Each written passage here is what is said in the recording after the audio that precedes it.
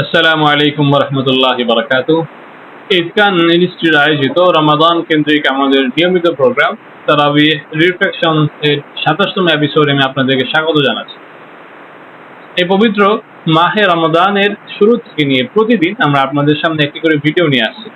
সেই ভিডিওর মধ্যে প্রতিদিনের তারাবিতে যে অংশটুকু কোরআনকে তেলাওয়াত করা হয়, সে অংশের মধ্যে আল্লাহ রাব্বুল আলামিন মানব জাতির জন্য কি হেদায়েত তিনি রেখেছেন, তাদের জন্য তিনি কি পথ নির্দেশনা তিনি রেখেছেন, সেগুলো আমরা সংক্ষিপ্তভাবে আপনাদের সামনে আলোচনা করে আসছি। এই ধারাবাহিকতায় আজকে আমাদের ২৭তম তারাবিতে বাংলাদেশের যে সাধারণ নিয়ম যেটা আছে, ইসলামিক ফাউন্ডেশনের নীতিমালার আলোকে যে ২৭ দিনে কোরআন খতম করা হবে, তো সেই হিসেবে আজকে আমরা অধিকাংশ মসজিদের মধ্যে যে সমস্ত মসজিদে খতম তারাবি হয়, সে সমস্ত মসজিদের মধ্যে আমরা আজকে কোরআন খতম আমরা দেখতে পাবো।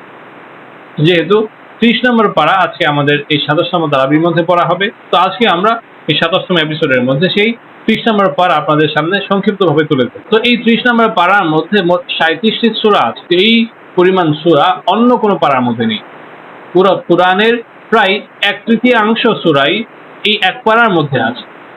যদি আমরা সংখ্যার বিচারে যদি হিসাব করি, তাহলে দেখতে পাবো যে ১/৩ সূরাই প্রায় আমাদের এই একটা পারার মধ্যে আছে। তো আমরা যদি আমাদের আগের এপিসোডগুলোর মতো যদি আমরা আলোচনা করি, যে প্রতিটা সূরা ধরে ধরে প্রতিটা সূরার নামকরণের কারণ সহ যদি আমরা আলোচনা করি, তাহলে আমাদের এই ভিডিওটা অনেক বড় হয়ে যাবে।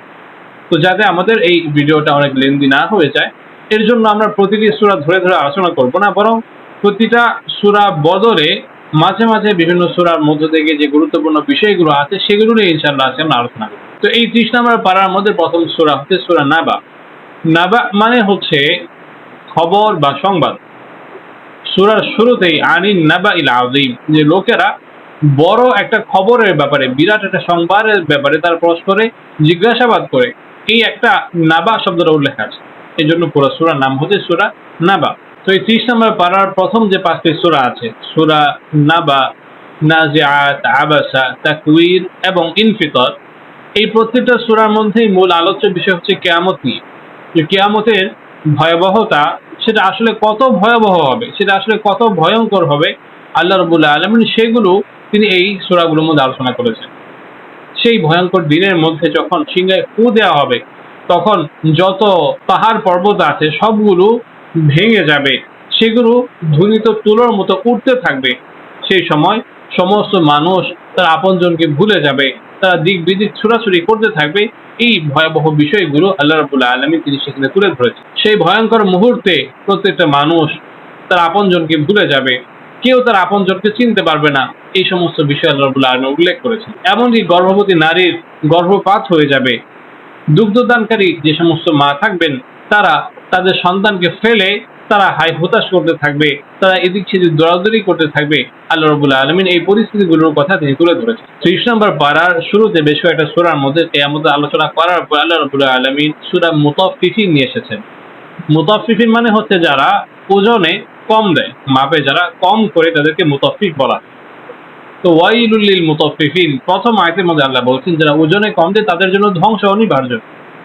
তো এখানে আল্লাহ রাব্বুল আলামিন বিশেষ করে ব্যবসায়ী যারা আছে, যারা ব্যবসার ক্ষেত্রে প্রতারণা করে, মানুষের ঠকায়, মিথ্যা কথা বলে মানুষের কাছে পণ্য বিক্রি করে, তাদেরকে আল্লাহ রাব্বুল আলামিন তিনি এখানে হুঁশিয়ারি দিচ্ছে। যারা ব্যবসার মধ্যে যারা সততা অবলম্বন করবে না, যারা সততার পরিচয় দিবে না, শুধুমাত্র প্রতারণা এবং ছলচাতুরির মাধ্যমে যারা মুনাফা লাভের জন্য যারা চেষ্টা করবে, আল্লাহ রাব্বুল আলামিন বলছেন তাদের জন্য কাল কিয়ামতের দিন অত্যন্ত ভয়ঙ্কর শাস্তি তাদের জন্য অপেক্ষা করবে। এর বিপরীতে যারা ভালো মানুষ হবে, যারা সততার সাথে যারা ব্যবসা করবে, তারা কাল কিয়ামতের দিন নবী সাল্লাল্লাহু আলাইহি ওয়াসাল্লামের সাথে তারা একত্রে থাকবে। নবী সাল্লাল্লাহু আলাইহি ওয়াসাল্লাম এমনটি আমাদেরকে হাদিসের মধ্যে জানিয়ে গেছেন। তো ব্যবসা করা এটা অত্যন্ত ভালো একটা কাজ। নবী সাল্লাল্লাহু আলাইহি ওয়াসাল্লাম তিনি নিজে ব্যবসা করতেন, কিন্তু ব্যবসা করতে গিয়ে যদি আমরা ভুল পথে যদি আমরা পা বাড়াই, ব্যবসা করতে গিয়ে আমরা যদি মানুষের ঠকানোর পথ যদি অবলম্বন করি, তাহলে সেটা আমাদের জন্য কখনোই সমীচীন কিছু হবে না।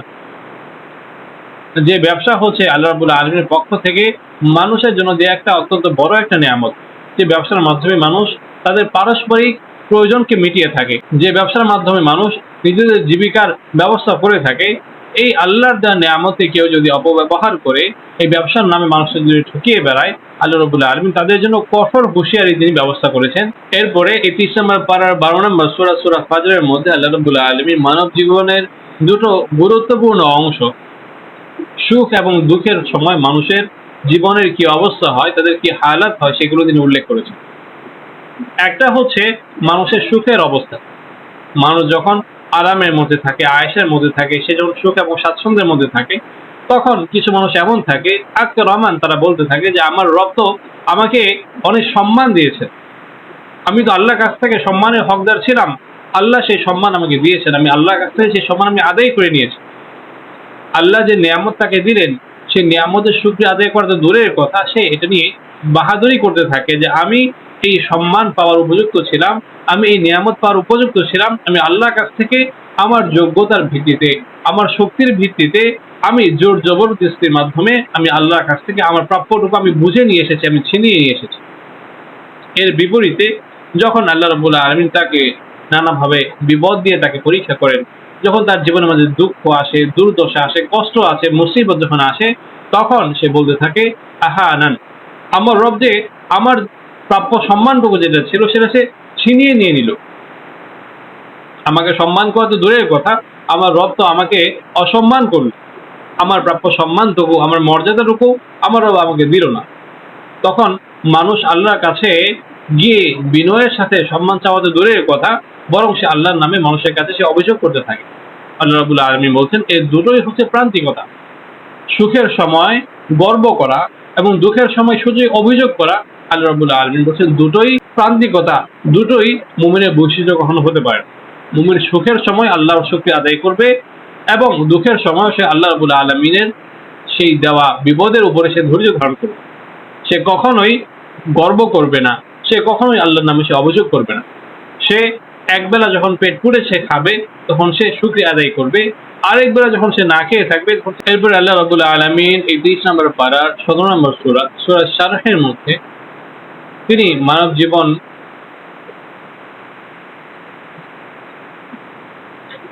এরপর আল্লাহ রাব্বুল আলামিন এই 30 পারার 17 নম্বর সূরা সূরা শারহের মধ্যে জীবন পরিচালনার জন্য একটা গুরুত্বপূর্ণ দর্শন আল্লাহ রাব্বুল আলামিন তিনি আমাদের সামনে তুলে ধরছেন। একই কথা আল্লাহ রাব্বুল আলামিন দুইবার বলছেন, ফাইন্না মাআল উসরি ইসরা, ইন্না মাআল উসরি ইসরা। জেনে রাখো যে প্রতিটা দুঃখের সাথে, প্রতিটা কষ্টের সাথে সুখ আছে, আনন্দ আছে। আল্লাহ রাব্বুল আলামিন তিনি বলছেন একই কথা দুইবার, যে জানো যে দুঃখ মানে এই দুঃখের শেষে সুখ আছে। যখনই তোমাদের জীবনের আকাশটা কালো মেঘে ছেয়ে যাবে, তখন তোমরা জেনে রাখো যে এই কালো মেঘ সরে গেলেই তোমাদের জীবনে উজ্জ্বল সূর্যের আলো চলে আসবে এবং সেই উজ্জ্বল সূর্যের আলোয় তোমাদের জীবনটা আলোকিত হয়ে আসবে। আল্লাহ রাব্বুল আলামিন মানুষকে হতাশ হতে তিনি নিষেধ করছেন। মানুষকে আল্লাহ রাব্বুল আলামিন নিজের জীবন নিয়ে ডিপ্রেশনের মধ্যে থাকতে, নিজের জীবন নিয়ে সবসময় হতাশা এবং আফসোসের মধ্যে থাকতে আল্লাহ রাব্বুল আলামিন নিষেধ করছেন। তোমার জীবনে কষ্ট আসতে পারে, জেনে রাখো এই কষ্টের পরেই সুখ আছে। তোমার জীবনের মধ্যে কোনো একটা পেরেশানি এসেছে, পেরেশানি আসতেই পারে, তুমি ধৈর্য ধারণ করো, এই পেরেশানির পরেই আল্লাহ রাব্বুল আলামিন তোমাকে সেই পেরেশানি থেকে চমৎকার ভাবে, তোমার কল্পনাতীত ভাবে আল্লাহ রাব্বুল আলামিন তোমাকে উদ্ধার করবেন, যদি তুমি আল্লাহর প্রতি তুমি ভরসা করো। আল্লাহ রাব্বুল আলামিন যেভাবে সবর করতে বলেছেন, তুমি যদি সবর করো, আল্লাহ রাব্বুল আলামিন যেভাবে তিনি সাহায্য চাইতে বলেছেন, সেভাবে তুমি যদি আল্লাহর কাছে সাহায্য চাইতে পারো, আল্লাহ অবশ্যই বলছেন যে এই কষ্টের পরে, এই বিপদের পরে আল্লাহ রাব্বুল আলামিন তোমার জন্য সুখ এবং স্বাচ্ছন্দ্যের তিনি ব্যবস্থা করে রেখেছেন।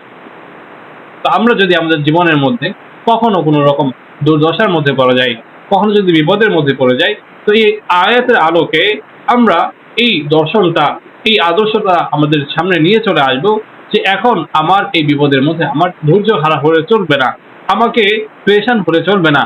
আল্লাহ রাব্বুল আলামিন যেভাবে তিনি আমাকে ধৈর্য ধারণ করতে বলেছেন, আমি ধৈর্য ধারণ করব। তো যেভাবে তিনি আল্লাহর কাছ থেকে সাহায্য চাইতে বলেছেন, সেভাবে আমি সাহায্য চাইবো।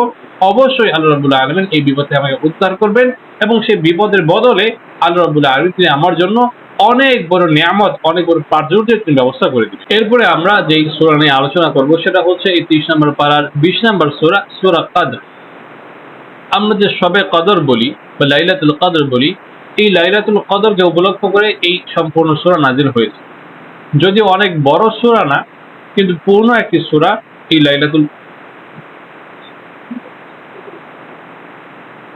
এই লাইলাতুল কদরকে কেন্দ্র করে আল্লাহ রাব্বুল আলামিন নাজিল করেছেন।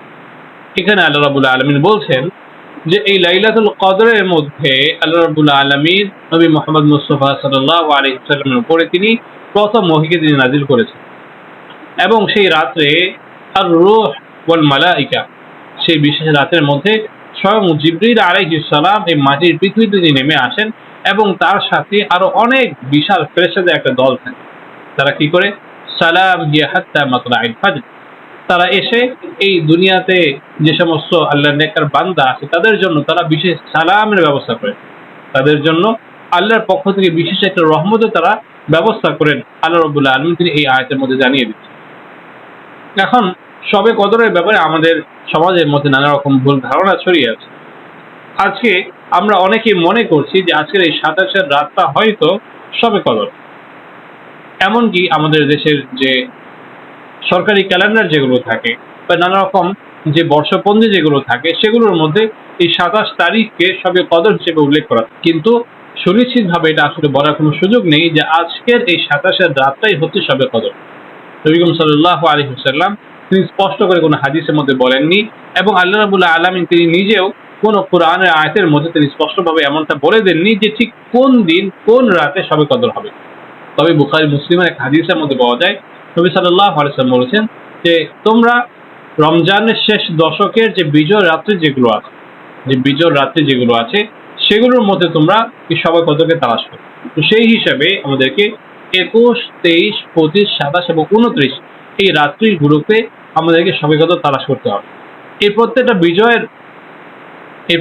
বিজয়ের রাত্রিতে আমাদেরকে শবে কদর হতে পারে এরকম একটা আশা ভরসা মনের মধ্যে রেখে আমাদেরকে ইবাদত করতে হবে। তো যদি আমরা এই শবে কদর যদি আমরা ঠিকমতো ইবাদত করতে পারি, আল্লাহ রাব্বুল আলামিন বলছেন এই একটা রাতের ইবাদত হচ্ছে 1000 মাসে ইবাদত করা চাইতেও আল্লাহ রাব্বুল আলামিনের কাছে বেশি গুরুত্বপূর্ণ। একটা মানুষ যদি একটা শবে কদর পেয়ে যায়, সে 1000 মাসের চাইতেও বেশি সময় সে যেন সে ইবাদত করল। আল্লাহ রাব্বুল আলামিন বলেছেন যে 1000 মাসের চাইতে উত্তম। কত উত্তম এটা আল্লাহ বলেন। তো হতে পারে যে 1000-এর উপরে কারো আরো 100 হবে, কেউ আরো বেশি ইবাদতের কারণে তার মনের মধ্যে আরো বেশি ইখলাস থাকার কারণে 1000-এর উপরে সে আরো 1000 পাবে, কেউ আরো 10,000 পাবে, কেউ 1 লাখ পাবে। আল্লাহ রাব্বুল আলামিন যাকে যতটুকু পছন্দ করবেন তার জন্য আল্লাহ রাব্বুল আলামিন ঠিক তত বেশি তিনি সওয়াব দিবেন। কিন্তু আল্লাহ এতটুকু বলেছেন যে কমপক্ষে 1000 রাত, কমপক্ষে 1000 মাস সবাই পাবে। যেই ব্যক্তি শবে কদর পেয়ে গেল সে কমপক্ষে 1000 মাস সে ইবাদতের সমান পেয়ে গেল। এতটুকু আল্লাহ রাব্বুল আলামিন তিনি নিশ্চিত করে আয়াতের মধ্যে জানিয়েছেন। তো 1000 মাসের মধ্যে হয় মূলত 83,004 বছর।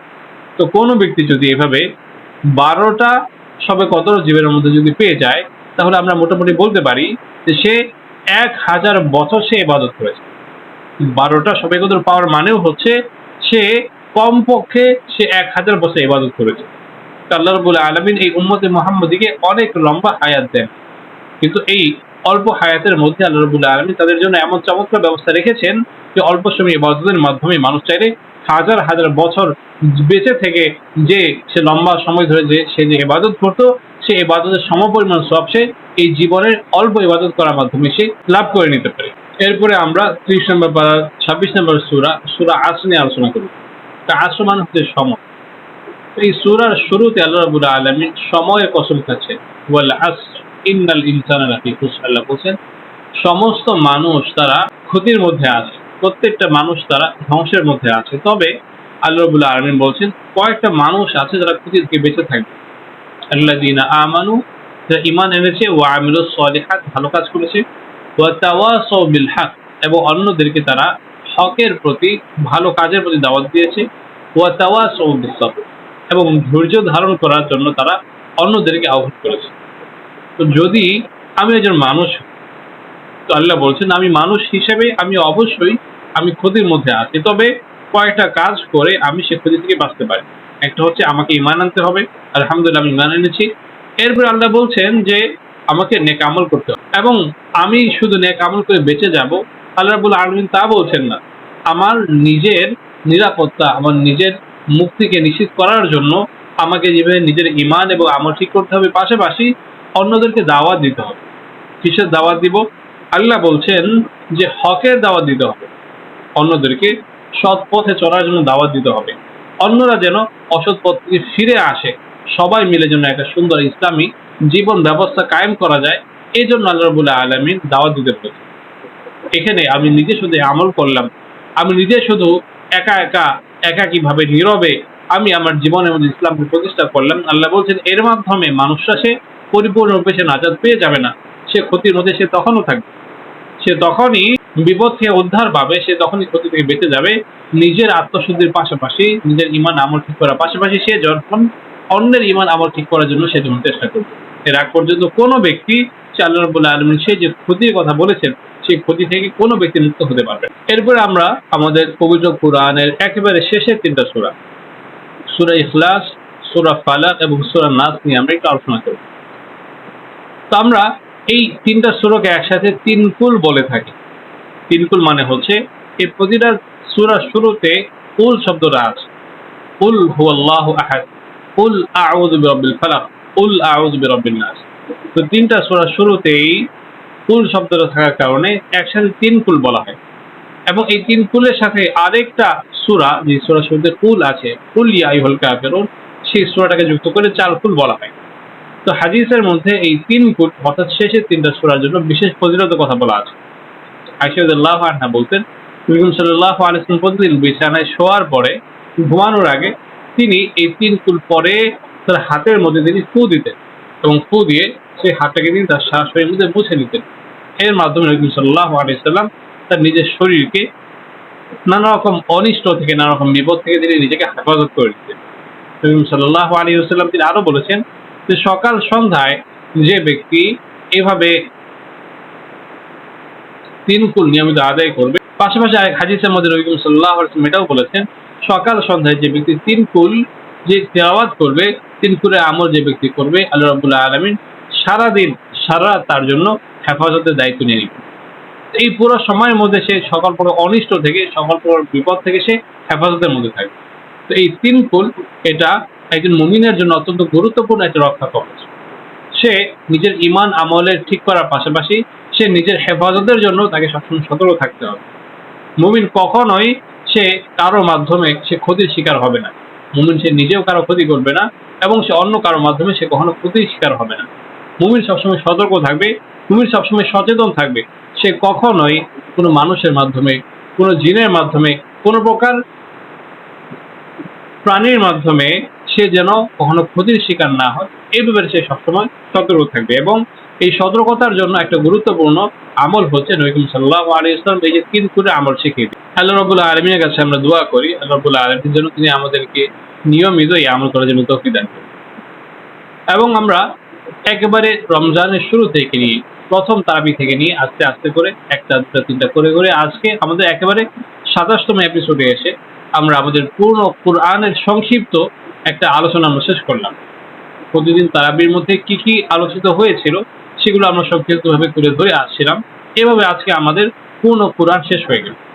যারা শুরু থেকে শেষ পর্যন্ত আমাদের সাথে ছিলেন সবাইকে আমরা ধন্যবাদ জানাচ্ছি এবং সবার জন্য আমরা আল্লাহ রাব্বুল আলামিনের কাছে দোয়া করছি আল্লাহ রাব্বুল আলামিন যেন তাদের জীবনের মধ্যে, তাদের ইলম এবং আমলের মধ্যে, তাদের পরিবারের মধ্যে, সমস্ত কিছুর মধ্যে আল্লাহ রাব্বুল আলামিন যেন খায়র এবং বরকত দান করেন। আল্লাহ রাব্বুল আলামিন যেন তাদের দুনিয়া এবং আখিরাতকে কবুল করে নেন। তাদের সমস্ত প্রকার কাজের মধ্যে আল্লাহ রাব্বুল আলামিন যেন তাদের সহায় হয়ে যান। আমরা সবার জন্য দোয়া করি, সমস্ত মুসলিম উম্মার জন্য দোয়া করি আল্লাহ রাব্বুল আলামিন সবাইকে যেন এক এবং নেক হওয়ার তৌফিক দান করেন। সবার মধ্যে যেন আল্লাহ রাব্বুল আলামিন জোর বিল মুহাব্বত যেন আল্লাহ রাব্বুল আলামিন তৈরি করে দেন। সবাই যেন একসাথে হয়ে এক আল্লাহর কালিমাকে আঁকড়ে ধরে এক উম্মত যেন হতে পারে। আল্লাহ রাব্বুল আলামিন সবাইকে সেই তৌফিক দান করুন। এই কুরআনের আলোকে আমাদের জীবনের মধ্যে ধারণ করে, কুরআনের আলোয় আমাদের জীবনকে আলোকিত করে আল্লাহ রাব্বুল আলামিন যেরকম পাক্কা মুমিন আমাদেরকে হতে বলেছেন সেরকম পাক্কা মুমিন যেন আমরা হতে পারি। আল্লাহ রাব্বুল আলামিনের কাছে সেই দোয়া করে, এই আশা রেখে আমরা আমাদের এই সর্বশেষ এপিসোড আমরা শেষ করছি। সবাইকে আবারও ধন্যবাদ জানিয়ে এখানে আমরা বিদায় নিচ্ছি।